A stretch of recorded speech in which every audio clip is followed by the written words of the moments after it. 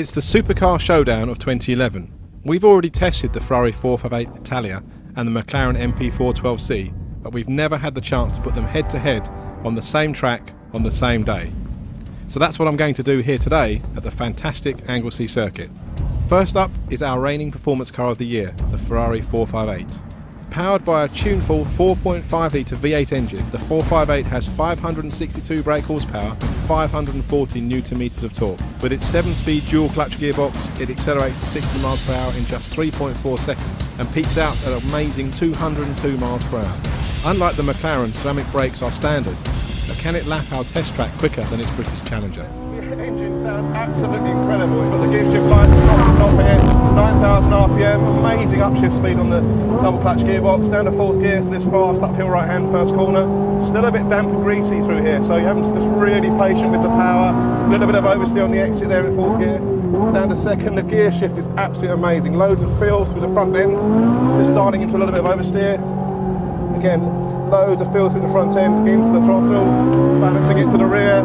Absolutely amazing acceleration. The track's very slippery here, so just trying to keep it tight into the inside. You can feel a little bit of understeer, and then just easing into the throttle, loads of traction.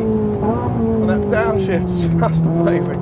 Balance throttle into the apex, and then getting into the power, using all the road on the exit, 9,000 RPM, all the way up to 5th gear. Hard braking. Brakes are amazing. There's a little bit more movement in the chassis in terms of body roll than the McLaren, but actually that helps. It just gives you a sense of the feel for the car. Try not to get too much oversteer on the exit of the hairpin, and accelerating all the way across the line up to 5th gear again. Wow, impressing us with its wonderfully engaging handling and glorious engine, the 458 lapped Anglesey in just 59.2 seconds.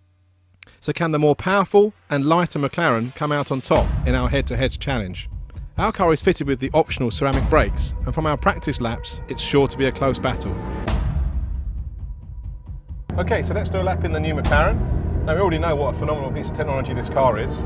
We've got a lot of settings we can play with here. So we've got everything in track mode, which means both the drivetrain and the chassis is in its most sportiest setting, if you like.